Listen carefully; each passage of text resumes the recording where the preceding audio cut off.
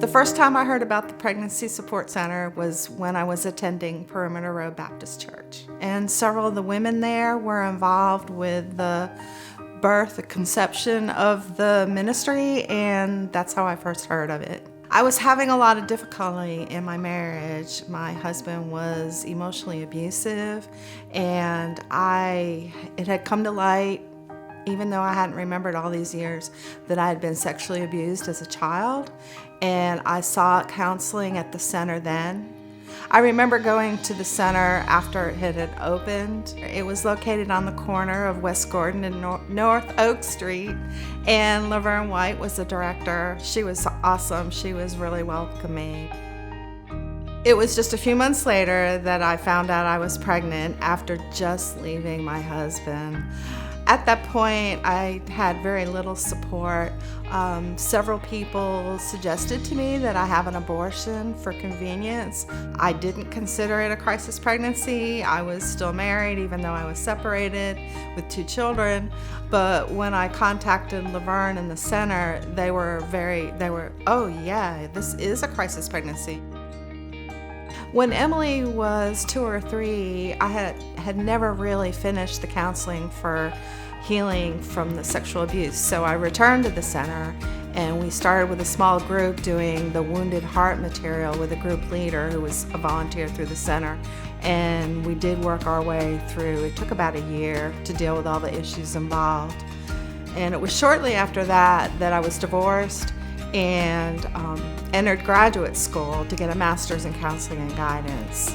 I was in between jobs trying to get on with the school system, and Repeat Boutique was in the beginning stages, and Laverne or Sharon Cook at that time knew that I had a background in retail management, and I was hired and worked as the first store manager for about a year and a half before I found full-time work with the school system.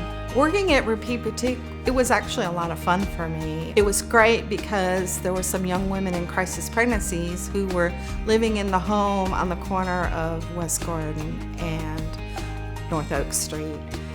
And I had interactions with them. And then, of course, the volunteers who worked at the store and the interaction with the people that would come to our back door with donations.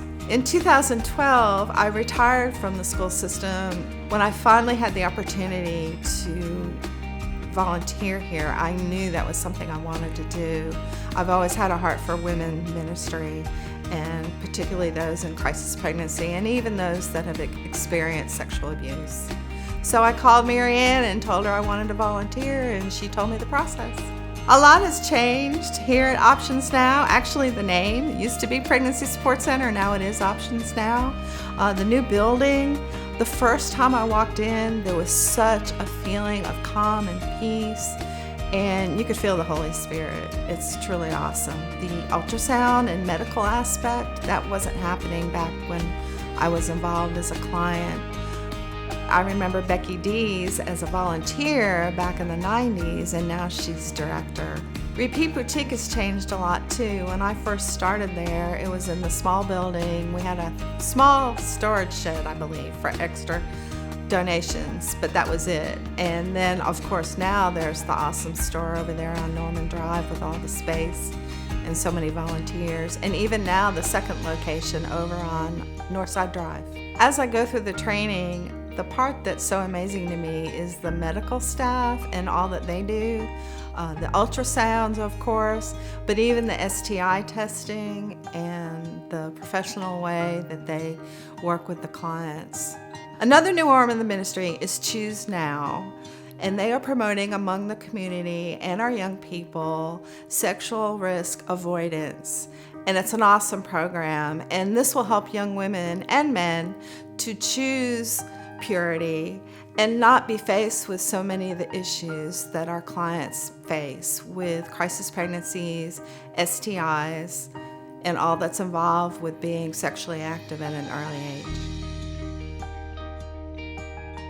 My name's Emily, and I'm currently a student through Valdosta State University studying dental hygiene, and I graduate this May. Well, Emily is really smart and she's always been a blessing. She was a very easy baby, and she's personable. She's very creative, unlike me. She can draw, and she was saved when she was a child, and it was very apparent that God has something really special for her. Well, of course, it's always special when you deliver that baby, and number one, you're just so relieved it's over, and then I cried. I cried and holding her and just looking at how perfect she was. And I do remember one thing. Most babies are born with their face down, and Emily was face up, which the nurses said she was sunny side up. But it made my delivery a lot more difficult. It was a lot of back labor. But she was delivered naturally, and everything was fine. But we have said all along that she does have a little bit of a stubborn streak, and that really definitely goes back to her birth. You know, she came out that way, determined to be a little different from everyone else. Can you imagine your life without Emily? Oh gosh, no. Like I said, she has kept me young and modern and up to date, and no, I really can't. She's such a gift. She really is a gift. And I know her brother and sister have picked on her a lot, but they love her as much too.